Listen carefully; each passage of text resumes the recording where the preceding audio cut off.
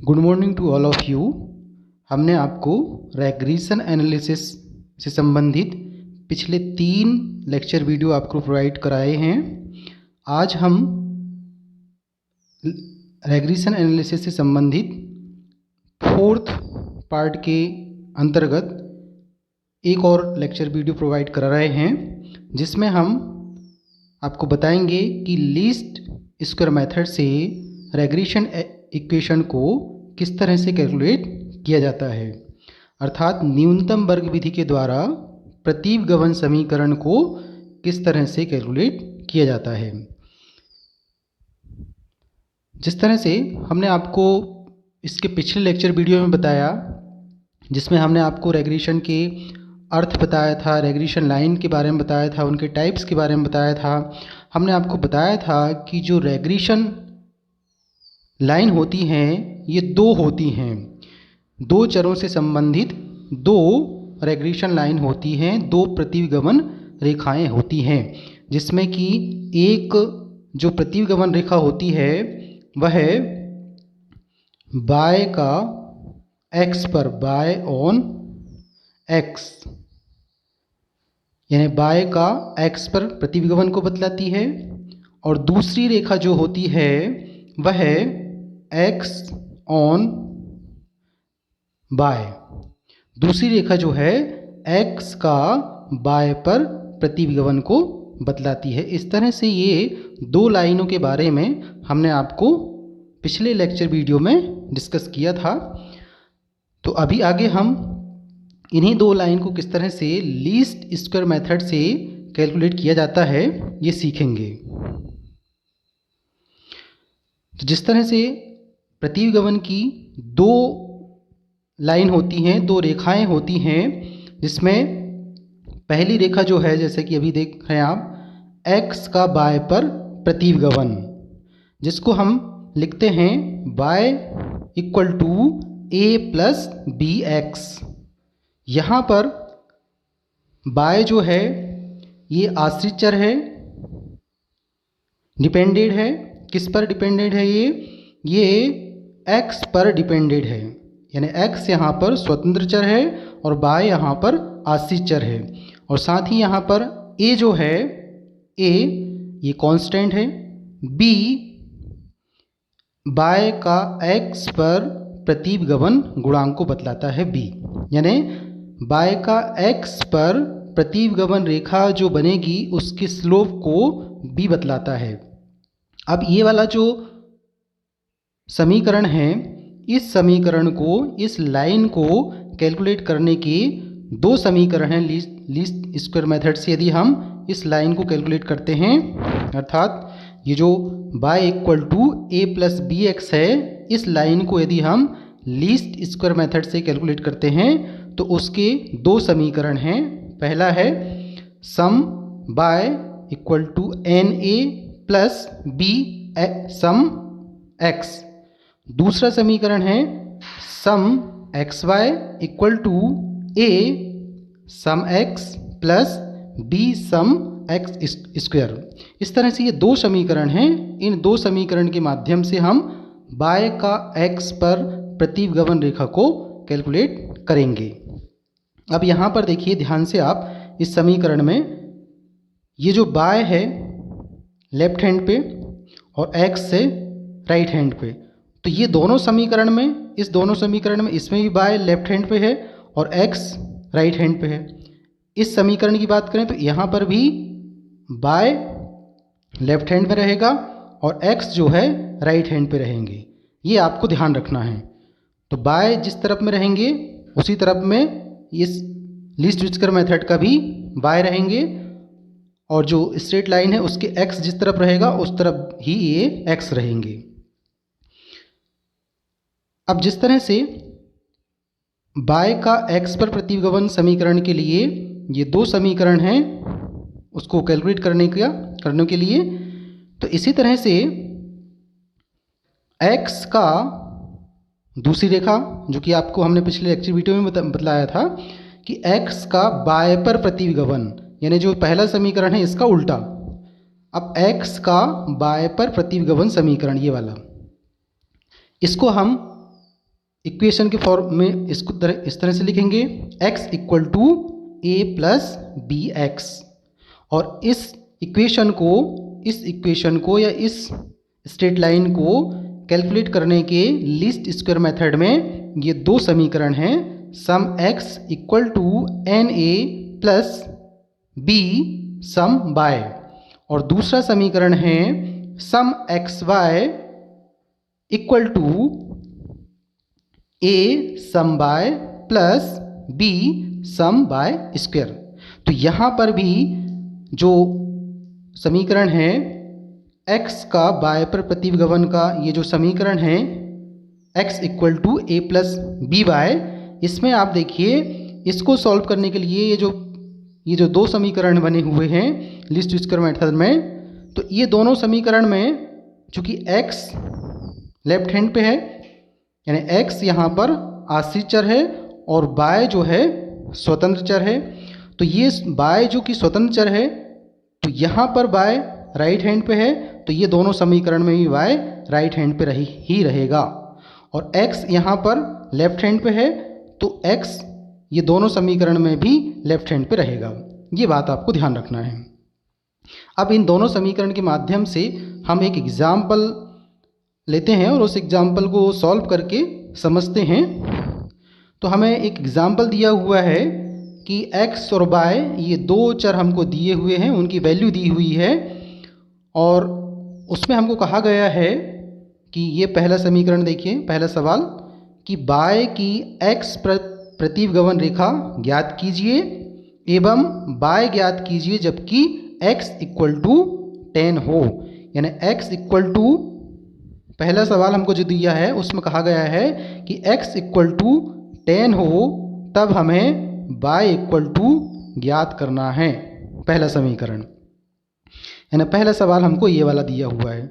और दूसरा सवाल हमें दिया गया है बी नंबर का, इसमें कहा गया है कि x की y पर प्रतिगमन रेखा ज्ञात कीजिए एवं x ज्ञात कीजिए जबकि y इक्वल टू 2.5 हो। तो दूसरे जो सवाल है बी नंबर का, इसमें y की वैल्यू हमको दी हुई है, y की वैल्यू हमें दी हुई है 2.5, ये y की वैल्यू दी हुई है, तब हमें x की वैल्यू कैलकुलेट करनी है।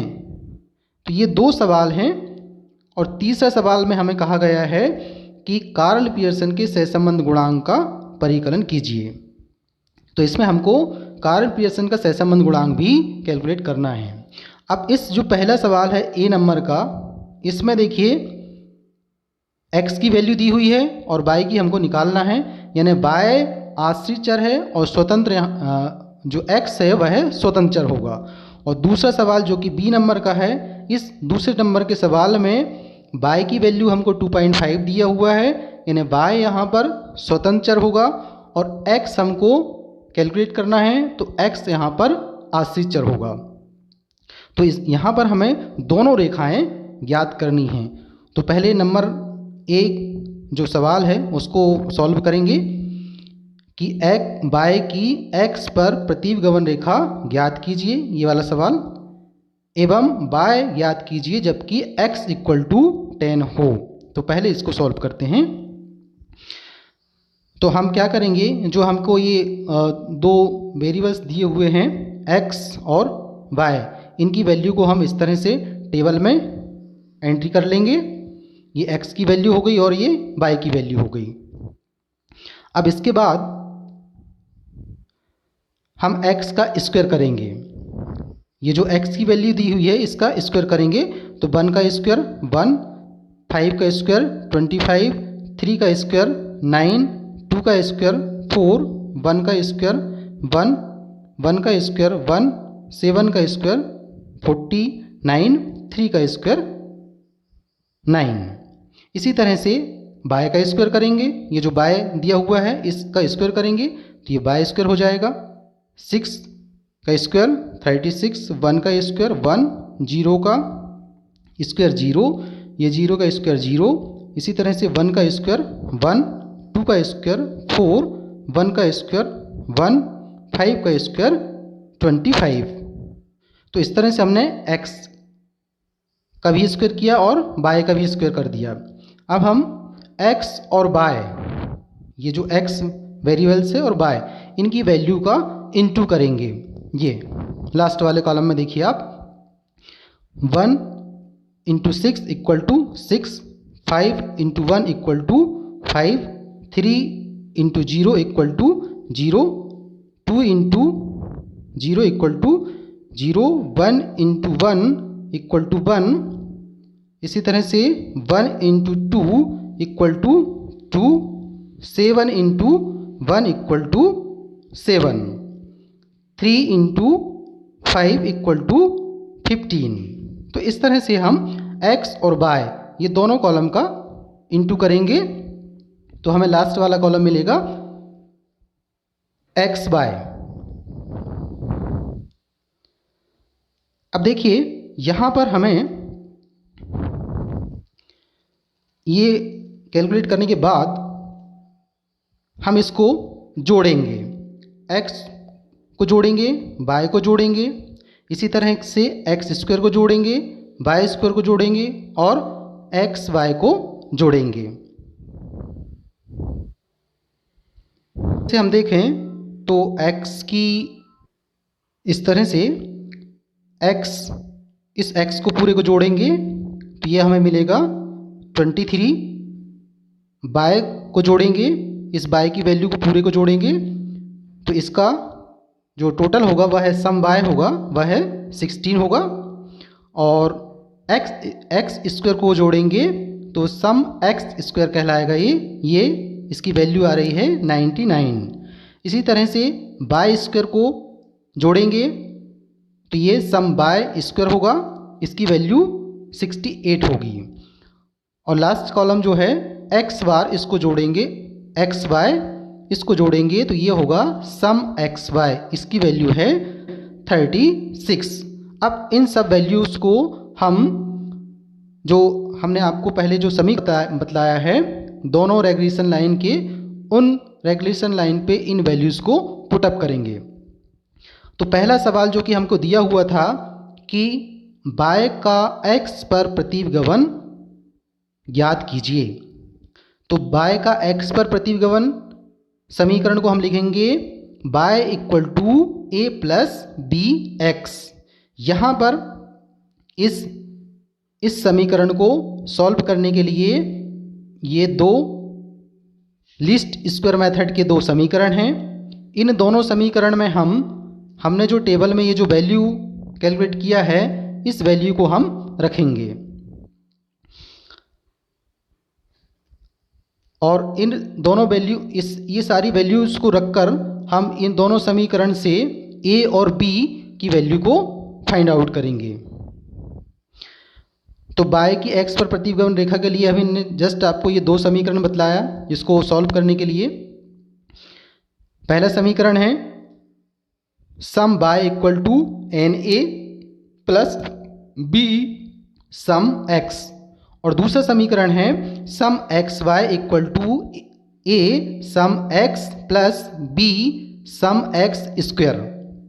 यहाँ पर ये जो पहला समीकरण है, इस पहले समीकरण में हम देखें तो सम y की वैल्यू 16, n की वैल्यू 8 का मतलब हुआ ये टेबल में जो नंबर्स दिए हुए 1 2 3 4 5 6 7 8, तो इस तरह से n की वैल्यू जो होगी 8 हो जाएगी, a की वैल्यू हम निकालेंगे प्लस b सम x, तो यहाँ पर b जैसे का वैसे लिखेंगे और सम x की वैल्यू हमने कैलकुलेट किया है 23, ये 23 को यहाँ पर लिखेंगे, ये 23।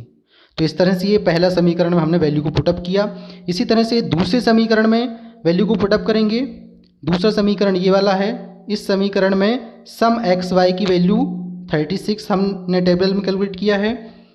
इसके बाद में a सम एक्स की वैल्यू है 23, a हो जाएगा, प्लस b सम एक्स स्क्वायर, ये b सम एक्स स्क्वायर, इसकी वैल्यू है 99 जो कि हमने टेबल में कैलकुलेट किया है, ये 99। एक मिनट, सम एक्स स्क्वायर, ये सम एक्स स्क्वायर की वैल्यू 99, ये 99 हो गया, और ये बी का ये बी लिख दिया हमने। तो इस तरह से दूसरा वाला समीकरण में हमने वैल्यू को पुटअप किया जो कि टेबल में हमने कैलकुलेट किया था। तो इस तरह से ये जो दोनों समीकरण हैं, ये पहला समीकरण हो गया और ये दूसरा समीकरण हो गया वैल्यू पुटअप करने के बाद। तो हमें क्या करना होगा, इन दोनों समीकरण में से या तो ए को हमें कैंसिल करना होगा या बी को हमें कैंसिल करना होगा दोनों समीकरण में से। तब हम यदि हम ए को कैंसिल करते हैं तो बी की वैल्यू फाइंड आउट कर पाएंगे, और यदि बी को कैंसिल करते हैं तो ए की वैल्यू हम फाइंड आउट कर पाएंगे। इस तरह से हमें किसी एक को कैंसिल करना होगा। तो यहाँ पर हम ए को कैंसिल करेंगे। तो ए को कैंसिल करने के लिए चूंकि फर्स्ट वाले समीकरण में 8a है और सेकंड वाले समीकरण में 23a है, तो इन दोनों को इक्वल करने के लिए हमें क्या करना होगा कि 23 का गुणा हम करेंगे फर्स्ट वाले समीकरण में और सेकंड वाले समीकरण में हम 8 का गुणा करेंगे, और इस तरह से करके पहले वाले समीकरण से दूसरे वाले समीकरण को घटाएंगे। तो फर्स्ट वाले समीकरण में यहाँ पर फर्स्ट वाले समीकरण में हम 23 का गुणा करेंगे, और जो सेकंड वाला समीकरण है उसमें हम 8 का गुणा कर देंगे।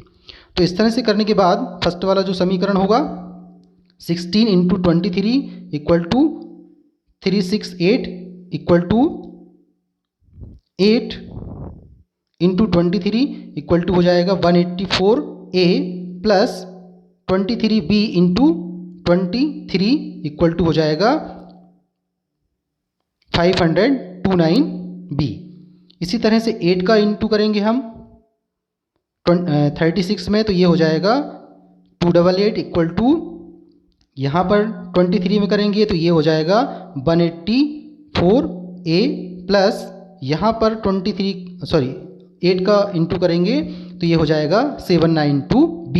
तो इस तरह से पहले समीकरण में 23 का और दूसरे समीकरण में 8 का गुणा करके उसको हम पहले समीकरण से दूसरे समीकरण को घटाएंगे। तो घटाने के लिए ये वाले समीकरण में से इस समीकरण को घटाएंगे हम। तो इसके लिए हमें क्या करना होगा कि ये दूसरा समीकरण है, ये दूसरा समीकरण और ये वाला पहला समीकरण है, तो ये दूसरे वाले समीकरण को हम माइनस में लिखेंगे। तो इसकी जितनी भी वैल्यू है वो माइनस हो जाएगी। जैसे ये 288 प्लस में है तो ये माइनस में होगा, माइनस में लिख दिया, ये माइनस लिखा। 184 प्लस में है तो इसको भी माइनस में लिख दिया। 792 ये प्लस में है तो इसको भी माइनस में लिखेंगे। यानी माइनस करने के लिए हमें क्या करना होगा कि जो प्लस में लिखी हुई है उसको माइनस करेंगे नीचे वाले समीकरण की वैल्यू को, ऊपर वाली की तो जैसी की वैसी रहेगी। तो इसमें यहाँ पर देखिए ये प्लस में है और ये माइनस में हो गई, तो यहाँ पर क्या होगा कि प्लस और माइनस ये दोनों कैंसिल हो जाएंगे। तो यहाँ पे 368 माइनस 288 इक्वल टू बचेगा 80 equal to 529b minus 792b equal to होगा माइनस 263b। अब यहाँ पर हम b की वैल्यू को फाइंड आउट करने के लिए क्या करेंगे, b इक्वल टू माइनस 80 जो हमको मिला था ये 80 डिवाइडेड बाय 263 करेंगे। 80 डिवाइडेड बाय 263 इक्वल टू हमें वैल्यू मिलेगी b की माइनस 0.304। ये हमने b की वैल्यू कैलकुलेट कर लिया। अब हमें b की वैल्यू हमने कैलकुलेट किया 0.304। इस वैल्यू को हम क्या करेंगे, समीकरण 1 में जो इक्वेशन 1 है उस इक्वेशन में हम इसको पुटअप कर देंगे। इक्वेशन ये वाली थी, इसमें हम b की वैल्यू को पुटअप करेंगे। तो समीकरण 1 में इसका वैल्यू रखने पे क्या होगा, ये 16 इक्वल टू 8a प्लस, देखिए यहाँ पर b दिया हुआ है, a वाला b, इस b 23 into B, 23 into B का मतलब हुआ b की वैल्यू है माइनस 0.304 4। 16 को जैसे का वैसा 8a। अब ये माइनस और ये प्लस, ये दोनों इंटू होंगे तो ये माइनस में हो जाएगा, तो ये हो जाएगा माइनस। और इसी तरह से 23 इंटू 0.304 का इंटू करेंगे तो ये हमें मिलेगा 6.992। तो इस तरह से अब हम क्या करेंगे,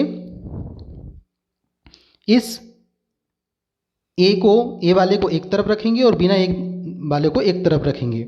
तो यहाँ पर हम इस 8a को, ये चूँकि राइट हैंड पे है, इसको लेफ्ट हैंड पे लेके जाएंगे तो ये हो जाएगा -8a इक्वल टू ये -6.992 जैसा का वैसा लिखेंगे, और 16 जो कि लेफ्ट हैंड पे है इसको राइट हैंड पे लिखेंगे तो ये -16 हो जाएगा।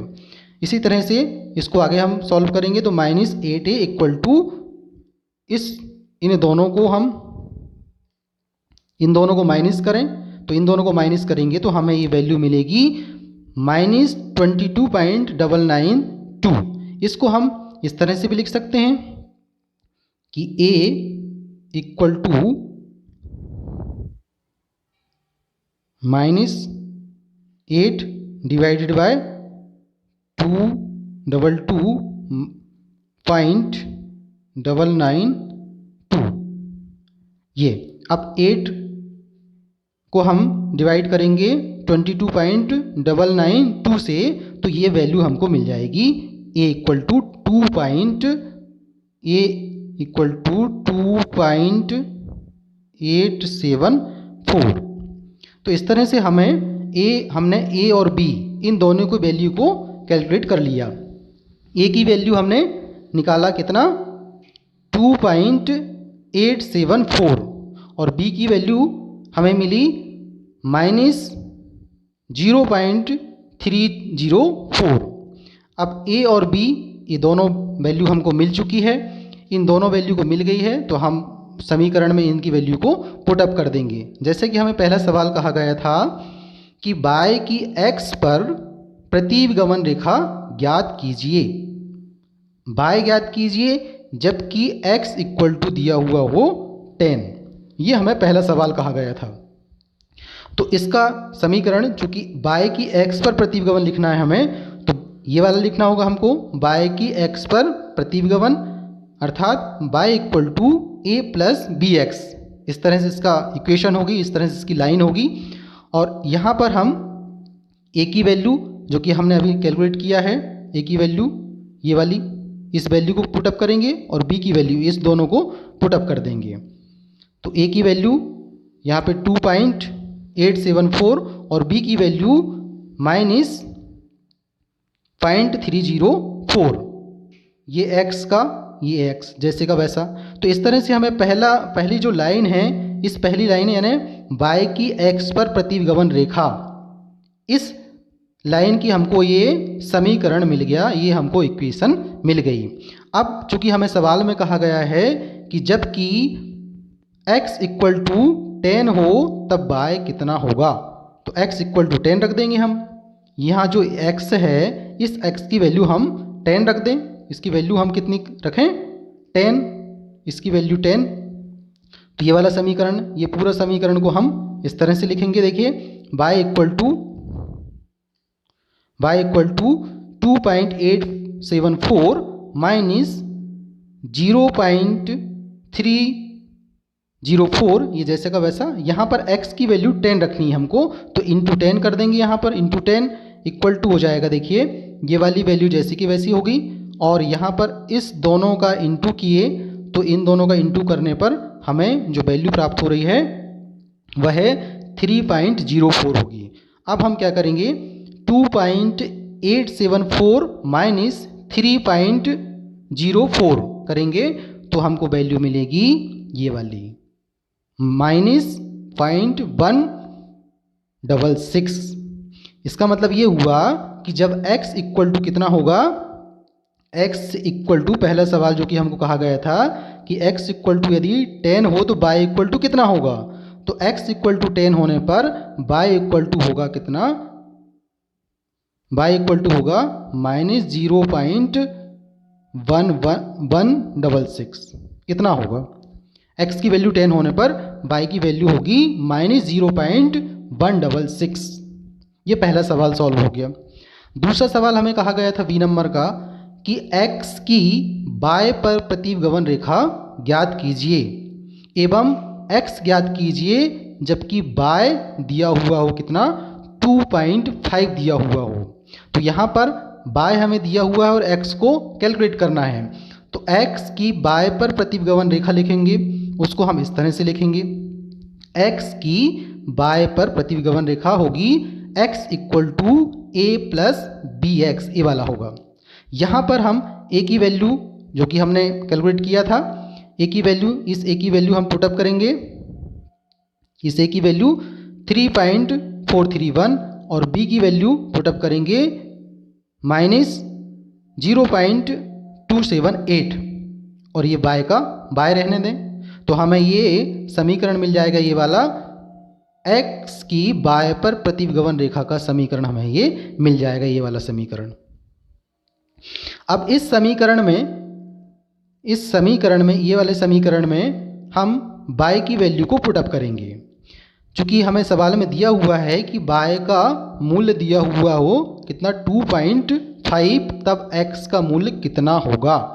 तो यहाँ पर y की वैल्यू को पुटअप कर देंगे हम इस समीकरण में, ये वाले समीकरण में, इस समीकरण में y की वैल्यू पुटअप करेंगे तो ये वाला समीकरण हो जाएगा, ये वाला समीकरण x इक्वल टू 3.431 जैसे का वैसा -0.278 ये हो गया।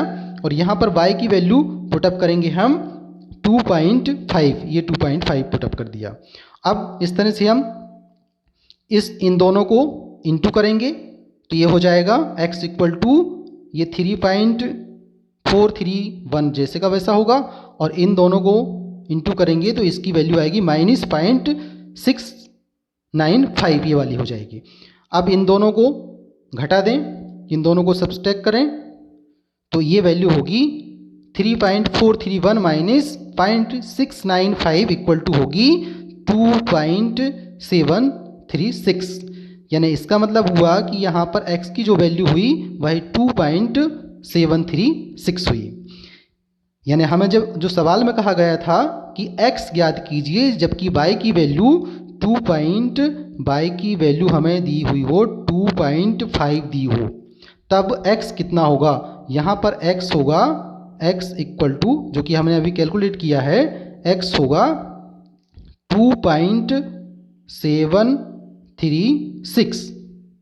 तो y की वैल्यू 2.5 होने पर x की वैल्यू होगी 2.736। ये दोनों सवाल इसमें हमने सॉल्व किया। जो कि सेकंड वाला सवाल था x की y पर प्रतिगमन रेखा, ये वाली रेखा, इसको सॉल्व किया हमने। और सी नंबर का सवाल हमें पूछा गया है कि कार्ल पियर्सन के सहसंबंध गुणांक को भी ज्ञात करना है। तो कार्ल पियर्सन का सहसंबंध गुणांक जो है वह r, जो कि हमने पहले भी आपको काफ़ी पहले पढ़ाया था, उसको हम रेग्रेशन इक्वेशन के माध्यम से भी हम कार्ल पियर्सन का कोरिलेशन कोफिशिएंट निकाल सकते हैं। उसको निकालने के लिए होता है r equal to √b1 into b2। b1 जो होता है, देखिए ये x का y पर प्रतिगमन समीकरण, x का जो कि अभी हमने जस्ट लिखा था इसके पहले, ये आया था x equal to 3.431 minus 0.278 by.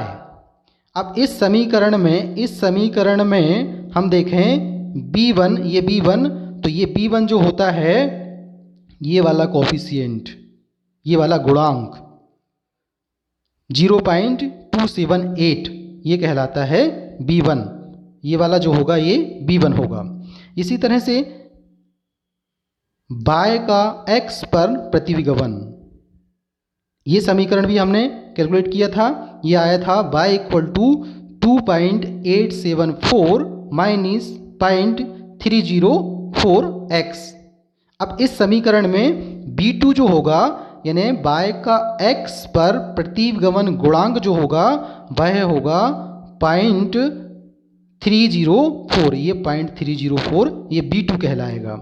अब इस B1 और ये B2 इन दोनों की वैल्यू को हम इस फॉर्मूले में पुटअप कर देंगे तो r की वैल्यू निकल जाएगी। इस r की वैल्यू में हम B1 की वैल्यू को लिख दिया अंडर रूट के अंडर में 278 पॉइंट, ये यहाँ पर ये है अंडर रूट पॉइंट माइनस है तो इस माइनस को बाहर कर दिया हमने, दोनों का माइनस को 0.278 इंटू 0.304, ये इसको ना लिखें आप, ये स्पष्ट हो गया। और दोनों का माइनस है तो माइनस दोनों को बाहर हमने ये वाला माइनस दोनों को बाहर कर दिए, कॉमन निकाल लिया उसका। अब हम अंडर रूट के अंदर में देखिए 0.278 इंटू 0.304 इन दोनों का इंटू करेंगे तो ये वाली वैल्यू हमको मिलेगी माइनस अंडर रूट 0.084512। अब इसका इस वैल्यू का अंडर रूट निकालेंगे तो ये वैल्यू आएगी, ये वैल्यू होगी माइनस 0.2907, या इसको हम माइनस 0.29 भी लिख सकते हैं। तो इस तरह से आज के जो हमारा लेक्चर था, इस लेक्चर में हमने ये 3 तरह के सवाल सॉल्व किए, y की x पर प्रतिगमन रेखा, और दूसरा बी नंबर का x की y पर प्रतिगमन रेखा, जबकि पहले में x दिया हुआ और दूसरे में y दिया हुआ हो। और तीसरा सवाल हमने देखा कार्ल पियर्सन के सहसंबंध गुणांक का भी। तो प्रतिगमन जो समीकरण होते हैं उससे हम कार्ल पियर्सन के सहसंबंध गुणांक की भी गणना कर सकते हैं। इस लेक्चर वीडियो में आपने समझा कि लीस्ट स्क्वायर मेथड से रेग्रेशन लाइन को, रेग्रेशन इक्वेशन को किस तरह से कैलकुलेट किया जाता है। यदि आपको लेक्चर वीडियो अच्छा लगा हो तो आप लाइक, शेयर और सब्सक्राइब जरूर करें।